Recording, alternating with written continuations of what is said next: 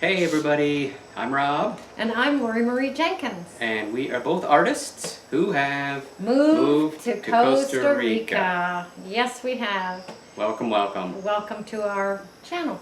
Yeah. Absolutely. Thank you for coming along with us. Some of you have asked to see Hudson. So he's content right now on my lap. We'll see what happens there.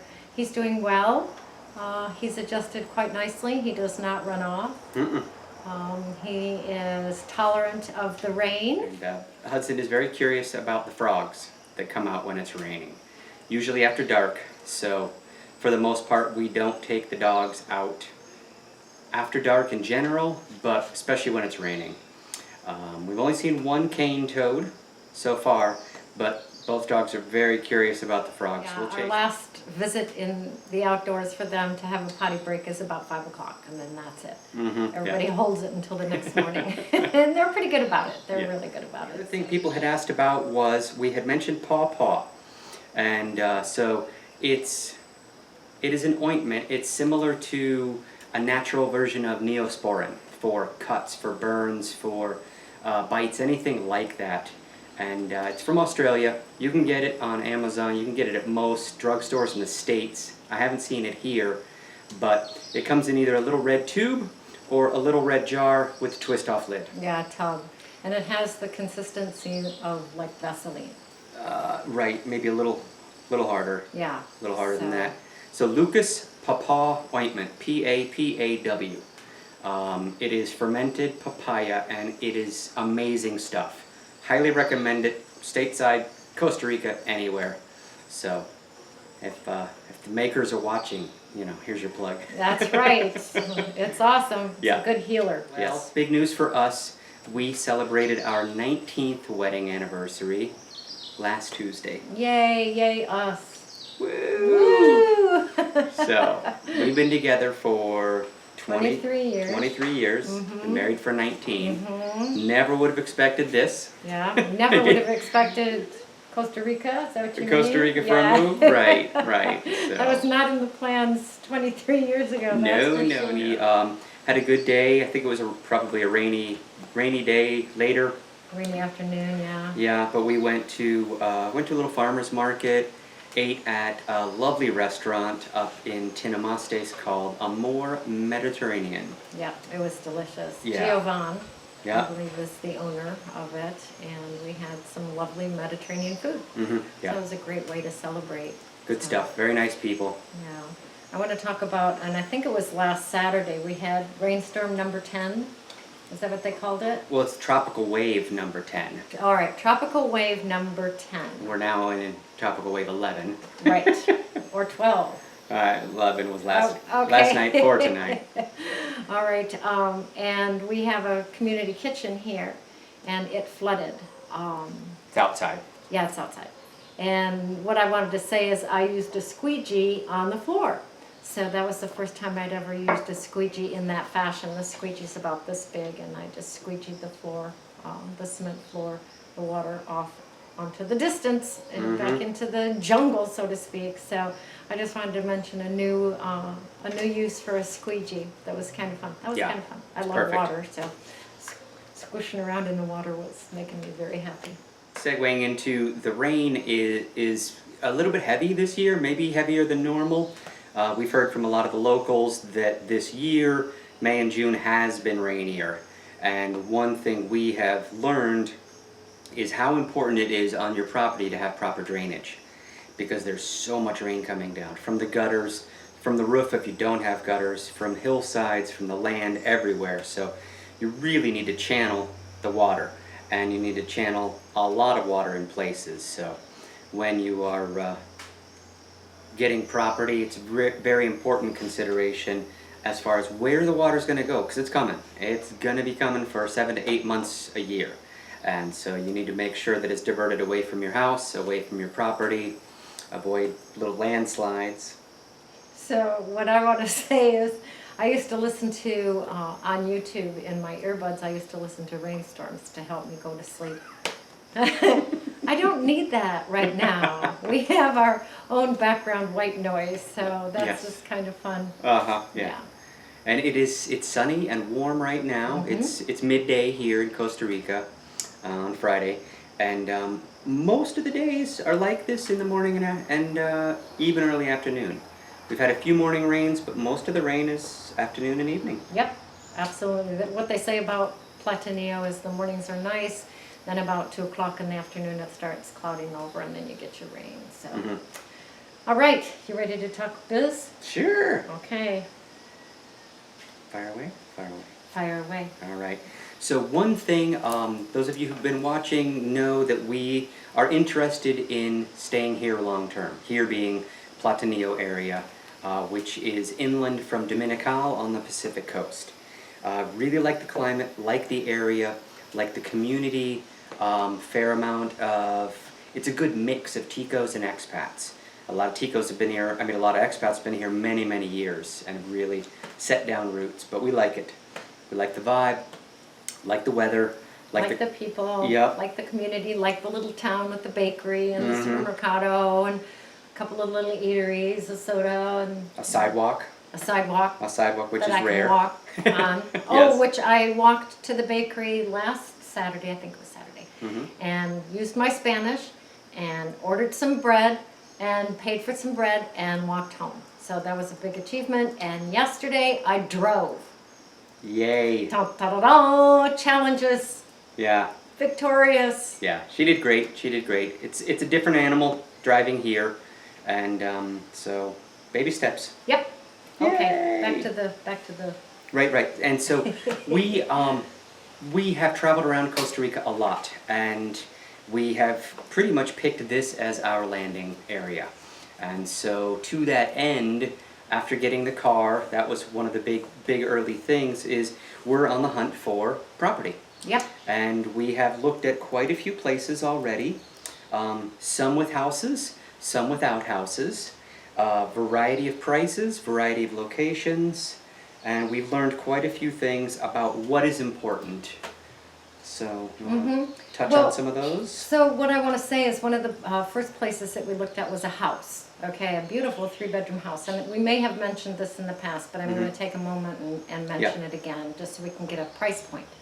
It was a 3-bedroom, 2 bath, maybe 2.5 bath. Pretty modern. Very, very modern. Very lovely.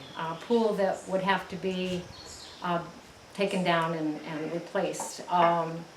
Very, very close to the road. That was the downside of this house. But just to give you a price point, they were asking $330,000.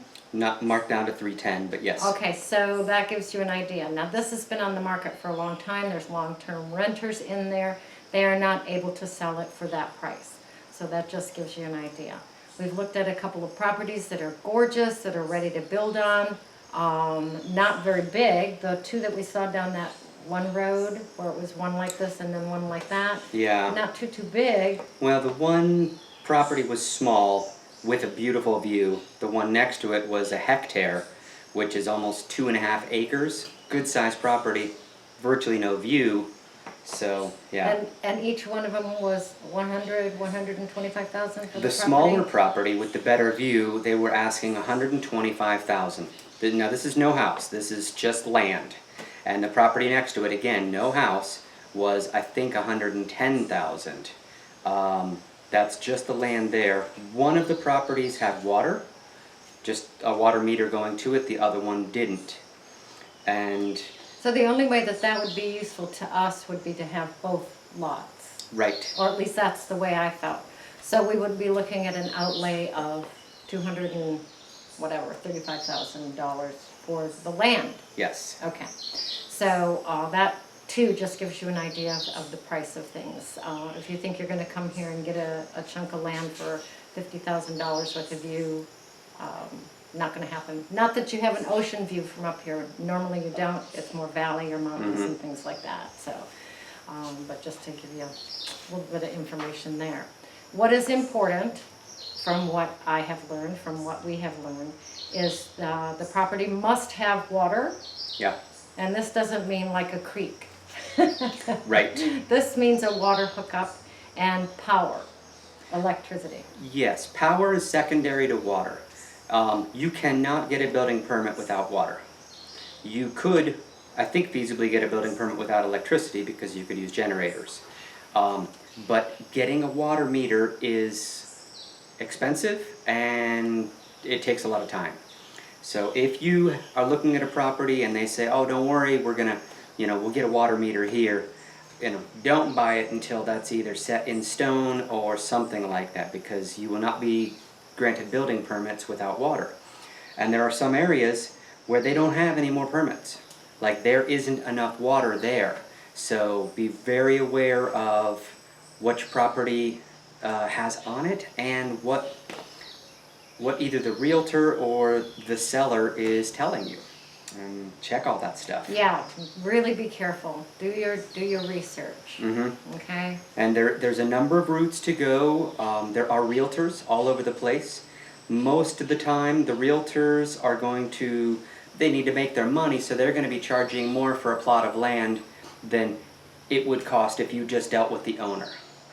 And now just dealing with the owner can be good, and just asking around about people, because everybody knows somebody with land for sale. Absolutely. Everybody. Absolutely. My uncle, my cousin's friend. And it's usually family. Oh yeah, my uncle has a piece of property for sale.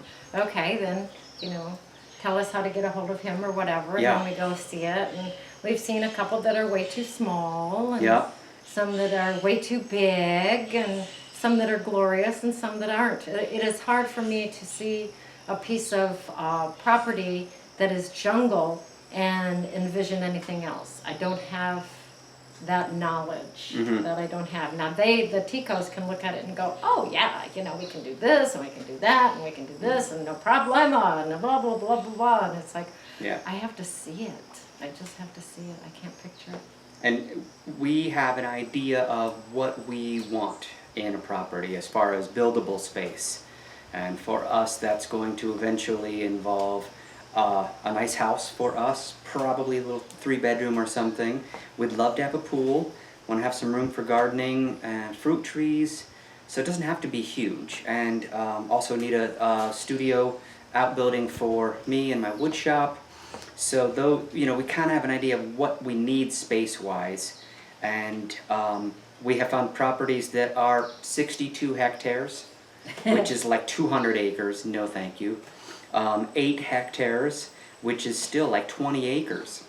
And one thing to remember, if you have a large property, that has to be maintained, or in some way, or it's just going to turn to just full-on overgrown jungle.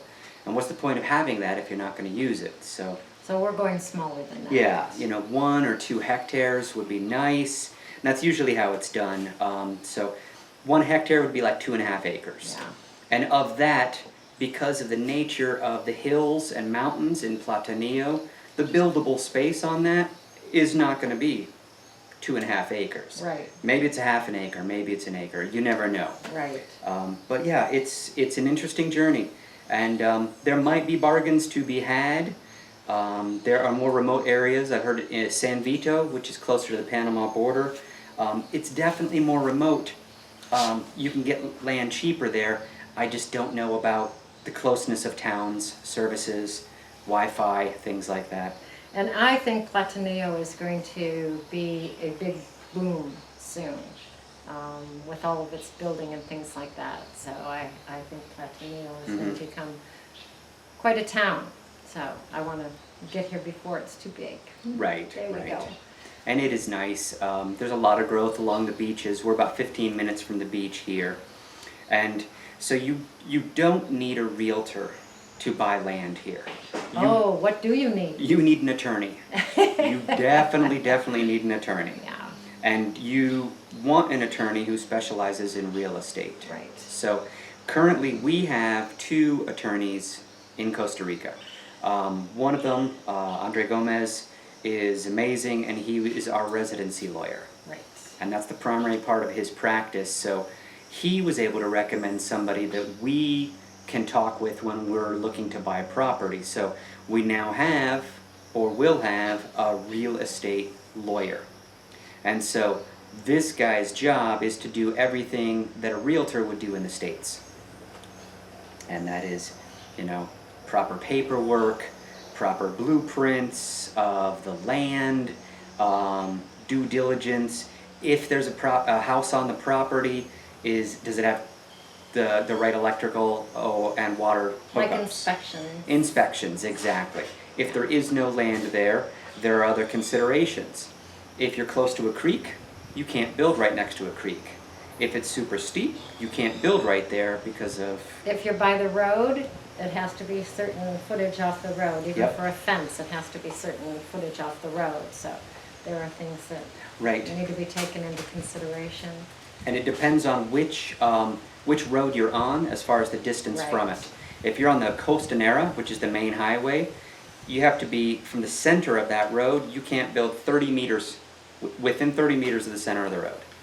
And then I think on our road, which is a smaller highway, it's 10 meters from the center of the road, 30 feet. And then on the smaller roads, the dirt roads and stuff, it's I think 7 meters on either side. So like 3.5 meters from the center. Okay, so I've looked at property. Mm-hmm. I have a real estate attorney. Now what? Okay, escrow. Escrow is a term you guys have probably heard of in the States, and it's super important here. Basically, escrow is a third-party money person. An escrow account would be where your money would be parked. You would take it from the U.S., park it in an escrow account, started here in Costa Rica, and that would be held until everything was completed, and then that money goes from the escrow to the person who sold the property. And how do I get an escrow account? Through your lawyer, most likely. A lot of things here are word of mouth, so if you have a reputable real estate lawyer, they're going to know escrow people. And even if you have another lawyer, they're going to know people in the area. It's a small world here, and a lot of professional people know other professional people. And is there paperwork that has to be Oh, of course. filled out for the Yeah. escrow? Yeah, there's paperwork for everything, and it's slow. A lot of it is very slow. So what we've discovered so far is for the real estate, they need a lot of the real estate lawyer, they need a lot of information about us. Legal information, passport information, legal names, all that jazz. The escrow company is going to need the same thing, but they need more information based on your bank account and where your money came from. So that's one of the biggest hurdles here, is proving where your money came from, because it's mainly to stop money laundering, drug dealing money, hiding money, or anything illicit. And so most people, have gotten their money through savings or inheritance maybe, or... In our case, the sale of real estate. Yeah, sale of our house. Yeah. And so being able to prove that that's where the money came from, that's why we have it in the account, and they're like, oh, okay, this is cool, this is above board. Right. But So- yeah, the finances between the two countries can be a little daunting, and it's like a little labyrinth. So having good professional people to guide you through, and ones that speak English, it's very, very helpful. Mm-hmm. My Spanish is good, but I'm not going to speak legalese at all. Right. And the paperwork comes to us, a person, in Spanish and in English. So it can be read. Yeah. Yeah, so there's a good chance that if you were buying property from a Tico, they're going to be communicating with the lawyer and escrow people completely in Spanish. And then, so if we're communicating in English, you really have to have people who are bilingual. Yeah. Yep. Can do both. Right. Yep. So, Right. so Very- that's interesting stuff. Yeah. Very newsy video today. Some legal stuff today. But that's where we are. Yeah. This past week we celebrated our anniversary. We went to the waterfall with a friend. We had yeah. people over for taco salad and played cards. Went stuff. to the farmer's market. We are off to the wildlife preserve today. Yes, Alturas Wildlife Sanctuary. So that's where we're headed today. Mm-hmm. So it's been a good week. A very good Yeah. week. The weeks go by quickly. So thanks for coming along. Mhm. Very newsy one this week. We had lots of things we have experienced and wanted to share with you. Yep. if you are moving to Costa Rica or to another country, maybe some of these tips will help you. Yep. You can check our past videos for information on residency, shipping stuff, relocation specialists, car buying, all kinds of good stuff. So check it out if you want. Thank you for watching. Give us a like or a subscribe. And leave or a comment. both. Yeah, or both, so, or all three things. So Right. we're pretty good about responding to the comments. Yeah, and thank you for all the comments. Thank you for the questions. We try to answer them all. Yep, we sure do. So on that note, adios. Ciao. Okay, everybody. We've got Laurie Marie working on some slow stitching over here. And I just wanted to show you guys the amazing dinner she's put together. We have a couple friends coming over. So we've got our bruschetta there with some home-baked bread from the local bakery. We got basil and tomatoes from the farmer's market. And then Laurie Marie's specialty is taco salad. And so this is it. So, our fruit salad, amazing fresh fruit here. Salsa, chips, cheese. We got beans. We're trying a new soy meat. Our friends are vegetarian, as is Laurie Marie. And so we've got this grilled soy meat, and looks pretty good. And then amazing corn, avocado, lettuce, tomatoes, a little dollop of yogurt. So this is traditional Laurie Marie dinner. Good stuff.